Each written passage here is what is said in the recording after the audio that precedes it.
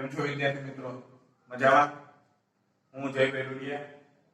આજે ધોરણ 10 ના વિજ્ઞાનનું લેક્ચર લઈને આવ્યો છું.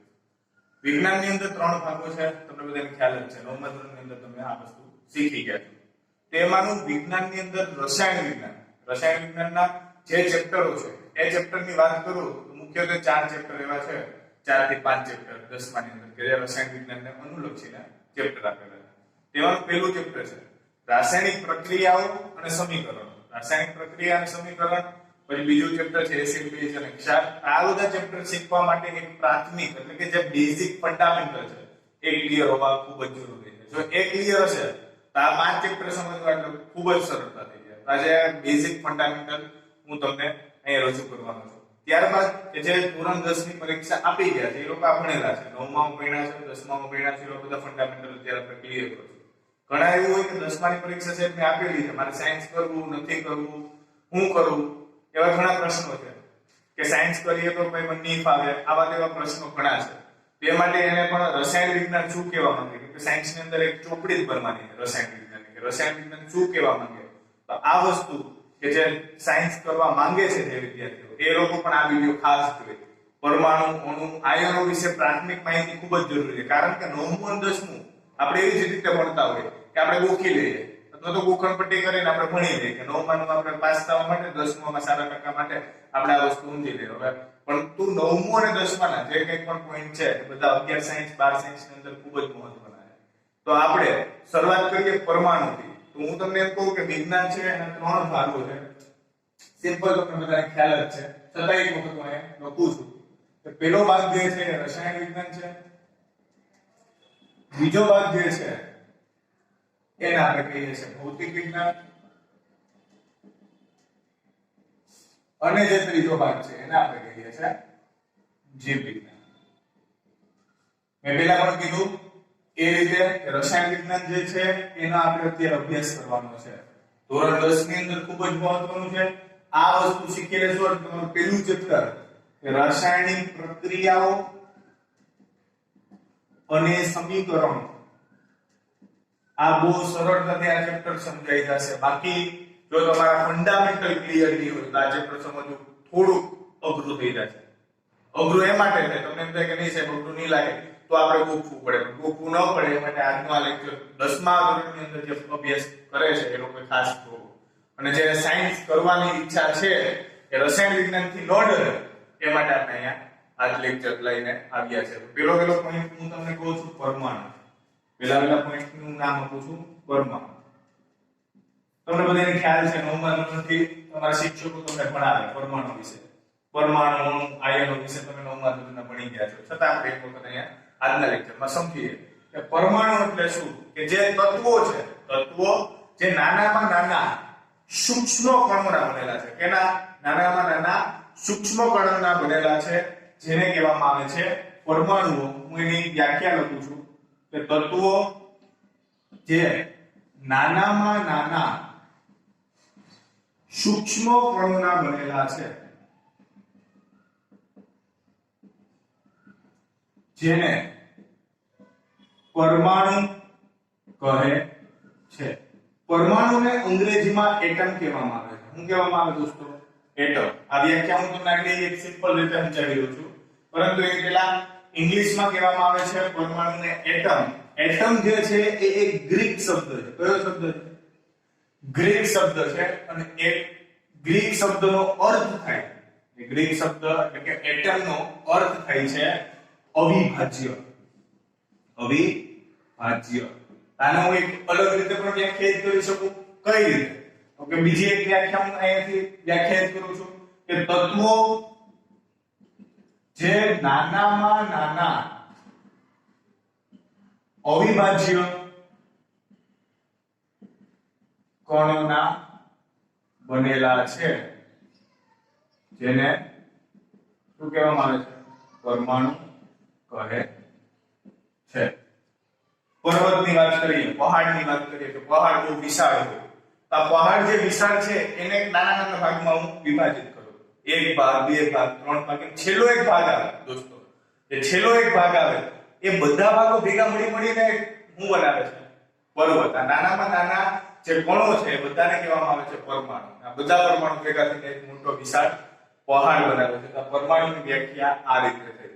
એક સિમ્પલ વસ્તુ છે, તત્વો કે જે નાનામાં નાના સૂક્ષ્મ કણના બનેલા છે જેને પરમાણુ કહેવામાં આવે છે. પરમાણુના અંગ્રેજીમાં એટમ કહેવામાં છે. એટમનો અર્થ થાય છે અવિભાજ્ય.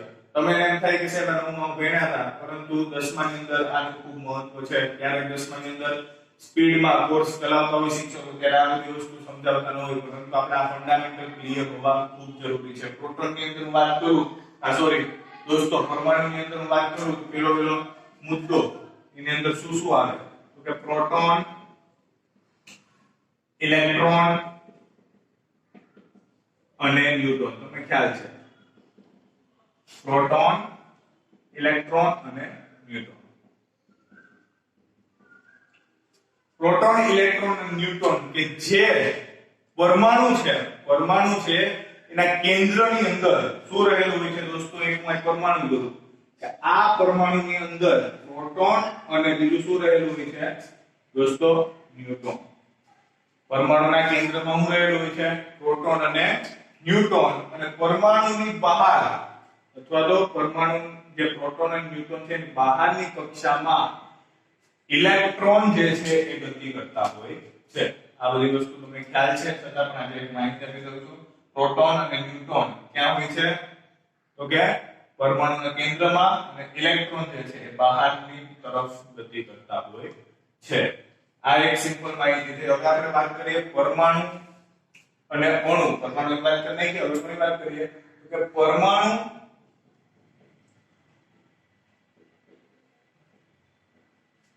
અણુ. તો દોસ્તો મેં કીધું પરમાણુમાંથી આપણે અણુની વાત કરવાની છે. તો અણુ એટલે શું થાય કે બે અથવા વધારે પરમાણુઓના સમૂહને શું કહેવામાં આવે છે? અણુ. અહીં નાની વ્યાખ્યા ક્લિયર કરું છું. બે અથવા વધારે પરમાણુના સમૂહને શું કહેવામાં આવે છે? અણુ. આ અણુઓની વધારે વિગતવાર સમજીએ તે માટે સ્થિરતા સમજવી ખૂબ જ જરૂરી છે. 10મા ધોરણની પરીક્ષા આપેલી છે એ લોકો તો ખ્યાલ છે સ્થિરતા, પરંતુ જે 10મા માપન છે એ લોકો હું સિમ્પલ એક માહિતી આપું છું. સ્થિરતા એટલે થશે સ્ટેબિલિટી. આજે પરમાણુના સમૂહ છે એમાં વાત કરું તો સ્થિરતા. હું એક હાઇડ્રોજનની વાત કરું કે હાઇડ્રોજન પરમાણુ છે એ હાઇડ્રોજન પરમાણુની હું શોર્ટમાં વાત કરું છું. પ્રોટોન, ઇલેક્ટ્રોન અને ન્યુટ્રોન. હાઇડ્રોજન પરમાણુની અંદર પ્રોટોન, ઇલેક્ટ્રોન અને ન્યુટ્રોન હોય છે. હાઇડ્રોજન તત્વો છે અત્યારે મેં એક લીધો છે. હાઇડ્રોજન પરમાણુ, પ્રોટોન, ઇલેક્ટ્રોન અને ન્યુટ્રોન. આની અંદર ન્યુટ્રોનની સંખ્યા 0 હોય છે, ઇલેક્ટ્રોનની સંખ્યા 1 હોય છે અને પ્રોટોનની સંખ્યા કેટલી હોય છે દોસ્તો? 1. એટલે હવે તમને ખબર પડી કે સેન્ટરમાં શું હોય? પ્રોટોન અને ન્યુટ્રોન. એટલે સેન્ટરમાં શું આવી જશે? પ્રોટોન. ન્યુટ્રોન તો 0 છે. અને ઇલેક્ટ્રોન કે જે બહારની તરફ ગતિ કરે છે એને ઇલેક્ટ્રોન કહેવાય છે. ઇલેક્ટ્રોન કેટલા છે? 1. પરંતુ હું એક 9મા ધોરણની વાત યાદ કરાવવા માંગુ છું કે 9મા ધોરણની અંદર આપણે ચોથું ચેપ્ટર ભણતા ત્યારે આવતું KLMN કક્ષાઓ આવતી. KLMN કક્ષાઓ આવતી. પહેલા કે કક્ષામાં 2 ઇલેક્ટ્રોન સમાય, બીજામાં 8, એ રીતે આપણે ભણતા. એનું અત્યારે સિમ્પલ માહિતી ખાલી યાદ કરાવવા કે મેં આપી દીધી છે. હું પેલું એટલું તમને કહું તો એક હાઇડ્રોજન પરમાણુ છે, એક આ હાઇડ્રોજન પરમાણુ છે, વચ્ચે પ્રોટોન આવી ગયું છે. હવે એક ઇલેક્ટ્રોન કેટલા છે? એક ઇલેક્ટ્રોન છે. હાઇડ્રોજન ની અંદર કેટલા છે? એક ઇલેક્ટ્રોન. મેં તમને કીધું કે કક્ષામાં કેટલા સમાતા હતા? 2. બીજી કક્ષામાં કેટલા સમાય? તો કે બાહ્ય તો એટલે કે બહારની કક્ષામાં 8. તો અત્યારે આપણે હાઇડ્રોજનનો નંબર કેટલા છે? 1. એટલે એના પ્રોટોનની સંખ્યા 1 અને ઇલેક્ટ્રોનની સંખ્યા કેટલી થઈ? 1. એટલે મેં અહીં 1 લખી નાખ્યો. અત્યારે આ સ્થિર નથી, અત્યારે ડોલે. ત્રાજવું જોઈએ ને દોસ્તો? હા, તો ત્રાજવાની અંદર શું થાય તો અત્યારે એ દોલન કરે છે, સ્થિર નથી. તો આ એક પરમાણુ છે. હવે આ શું કરીએ હાઇડ્રોજન? તો કે બીજા એના જેવો જ કોઈ બીજો પરમાણુ ઉદ્ભવ કરીએ અથવા તો હાઇડ્રોજન કોઈ બીજા પાસેથી મદદ માંગશે. તો અત્યારે તો કોઈ બીજી વસ્તુ નથી, તો એ હાઇડ્રોજન શું કરીએ? પોતાના જેવો જ બીજો પરમાણુ ઉત્પન્ન કરશે. તો એ વસ્તુ કરીએ. તો બીજો હાઇડ્રોજન આવે, આ હાઇડ્રોજન અને એનો અંદર પણ કેટલા પરમાણુ આવશે? 1. તો હવે આ પણ અસ્થિર છે અને આ પણ અસ્થિર છે. આ બંને કેવા થશે? આ બંનેને સ્થિર થવું હોય તો આ હાઇડ્રોજન આની પાસે મદદ માંગે. આ હાઇડ્રોજન કે મને પણ વાંધો જ છે. આ હાઇડ્રોજન કહે કે તું મને મદદ કર. તો એક સમયે બે શું કરી એકબીજાને મદદ કરી અને આ રીતે જોડાઈ જશે. કઈ રીતે જોડાશે? તો કે જોઈએ આપણે સિમ્પલ. તો કે આ એક હાઇડ્રોજન ની અંદર વાત કરું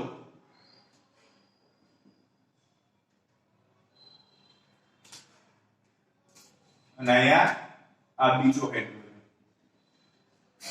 આ જો દોસ્તો આ બાજુ નાઇટ્રોજન ભૂલી જાઓ. આ એક સાઈડ હાઇડ્રોજન બે થઈ ગયા, કક્ષામાં બે ભરાઈ ગયા છે. આ સ્થિર થઈ ગયો, ત્રાજવાના જેમ દોડવું પડતું નથી. અને આ બીજો હાઇડ્રોજન એની પાસે પણ બે થઈ ગયા. તો આને કહેવામાં આવે છે સહસંયોજક બંધ.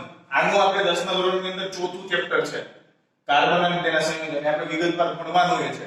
અને આપણા દોસ્ત ગિરીશભાઈ કસિયા એ ચોથા ચેપ્ટરના 2-3 વિડિયો જે ભાગ છે મૂકવા માંડ્યા છે. તો એમાં પણ તમે આ જોઈને વધારે વિગતવાર સમજી શકો છો.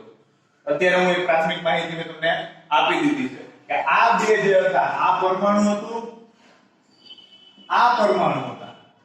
તો બે અથવા વધારે, અહીંયા જો દોસ્તો બે અથવા વધારે પરમાણુના સમૂહના બે પરમાણુ છે એ બે ભેગા થઈ આનું બનેલું દોસ્તો અણુ બનાવ્યું. એમ જાણ્યું હવે સિમ્પલ વાત થઈ કે પરમાણુ બે પરમાણુ ભેગા થઈને એક કયો બન્યો? અણુ. પરમાણુ ક્રમાંકની વ્યાખ્યા તમને આવડવી ખૂબ જ જરૂરી છે. પરમાણુ ક્રમાંક.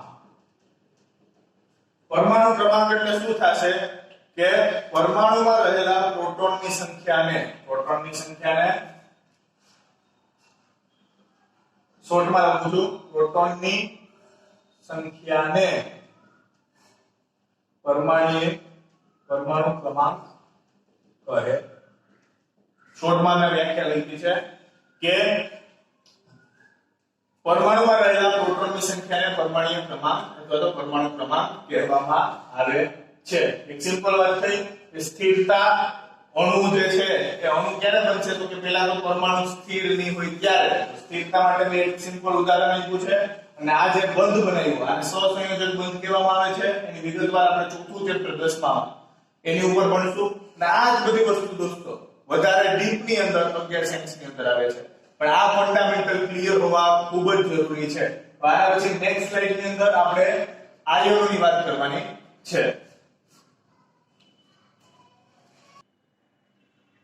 ચાલો દોસ્તો હવે વાત કરીએ પરમાણુમાંથી આયનમાં રૂપાંતર. પરમાણુમાંથી આયનમાં રૂપાંતર આ વસ્તુ ધોરણ 10 ની જે પરીક્ષા આપેલી છે એ લોકોને ખ્યાલ છે. 10મા ધોરણ વાળાએ 9માં આ વસ્તુ ભણેલા છે. છતાં એ થોડીક માહિતી આપી દો કે આયન છે. આયન એટલે શું થાય કે જે તત્વો હોય, જે કોઈ પણ તત્વો છે એ કોઈ પણ વીજભાર ધરાવે. વીજભાર એટલે કાં તો પ્લસ વીજભાર હોય, કાં તો કેવો વીજભાર હોય? માઈનસ વીજભાર હોય. બરાબર? કાં તો પ્લસ વીજભાર હોય અથવા તો માઈનસ વીજભાર હોય. જેને કહેવામાં આવે છે ધન વીજભાર અથવા તો ઋણ વીજભાર. તો પહેલા આયનની વાત કરીએ તો હવે મેં આખો એક કોષ્ટક બનાવ્યો છે. પરમાણુ ક્રમાંક 1 થી 11 તત્વનું નામ છે તમને બધાને ખ્યાલ જ છે. 9મા ધોરણની અંદર 1 થી 20 તત્વો અથવા તો 1 થી 18 તમારા સિલેબસમાં આવતા hydrogen, helium, lithium, beryllium, boron, carbon, nitrogen, oxygen, fluorine, neon અને સોડિયમ 11 તત્વો લખ્યા છે. હવે એની ઇલેક્ટ્રોન રચના મેં તમને પહેલા કીધું હતું.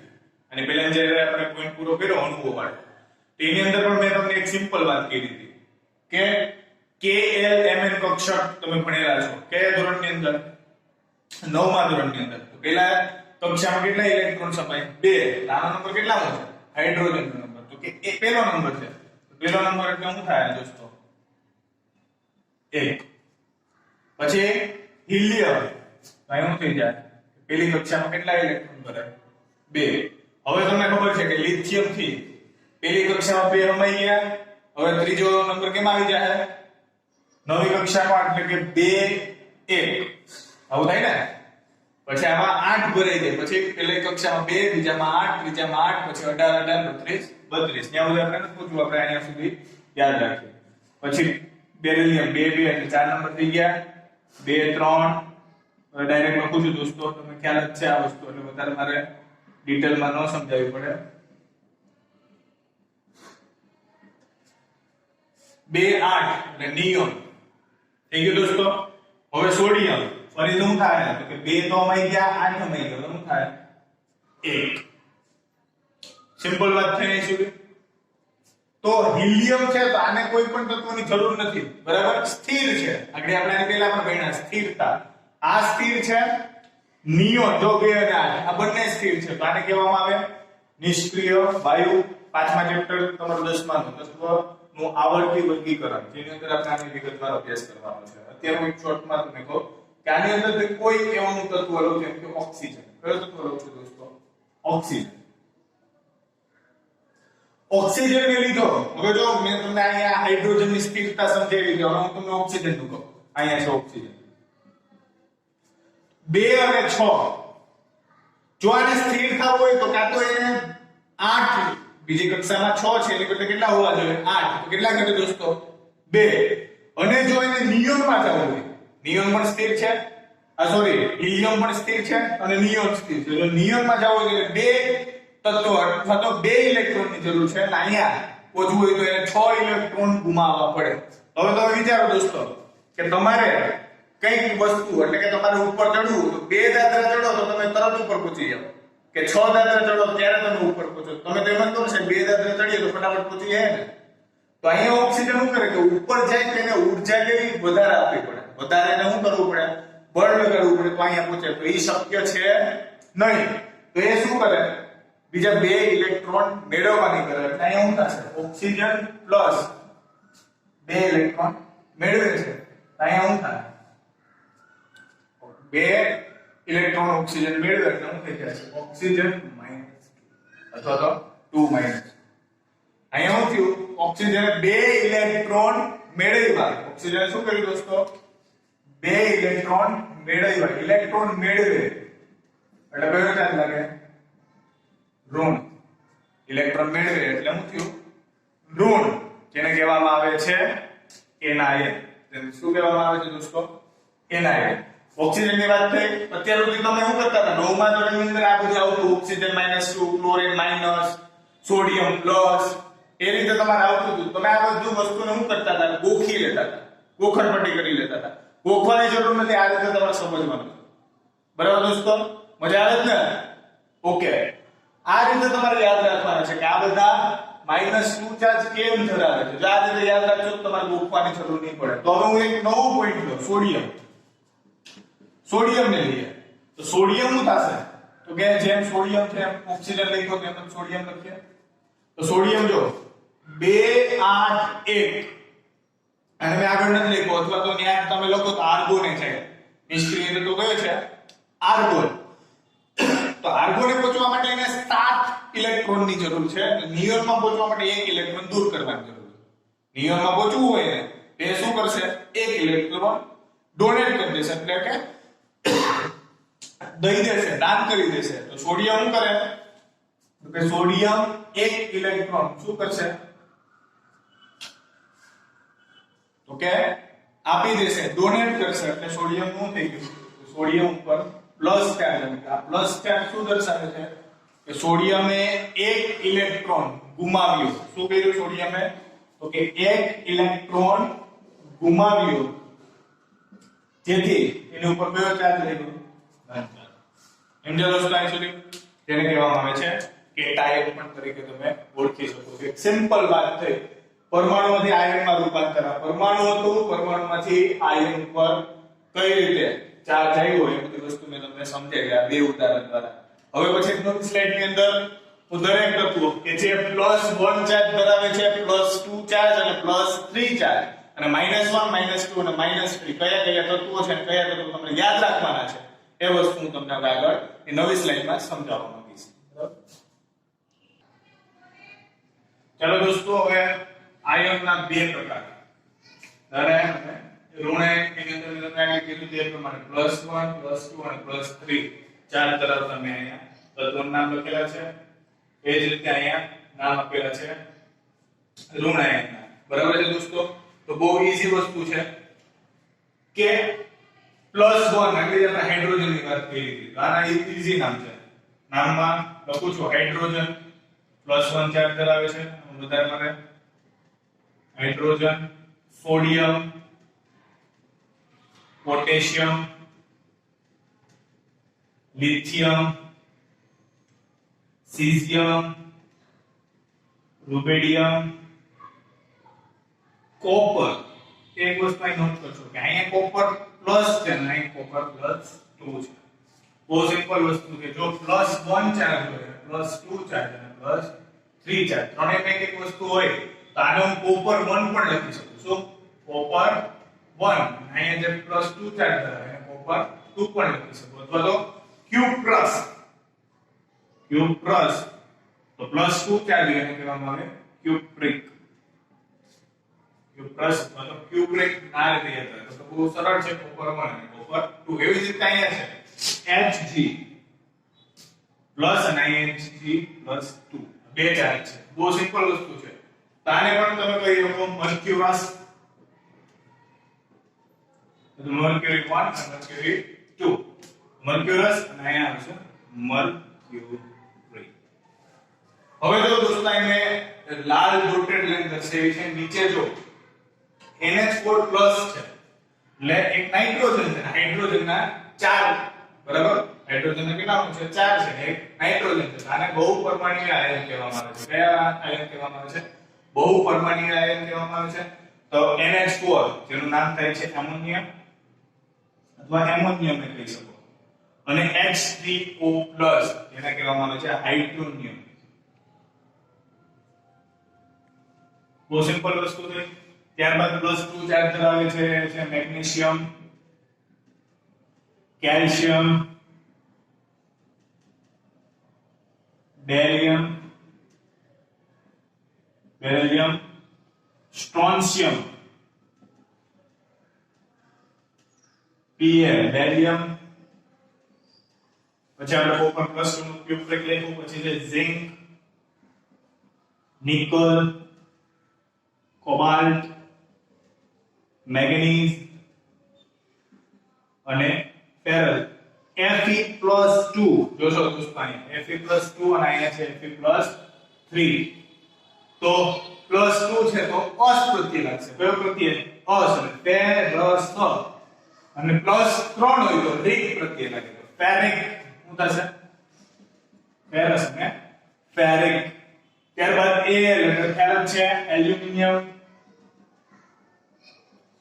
B બોરોન અને Bi બિસ્મથ. બહુ સિમ્પલ વસ્તુ છે દોસ્તો. અહીંયા આપણે +1 +2 અને +3 ચાર્જ જોયા. ત્યારબાદ હવે આપણે આગળ વધીએ ઋણ આયનમાં.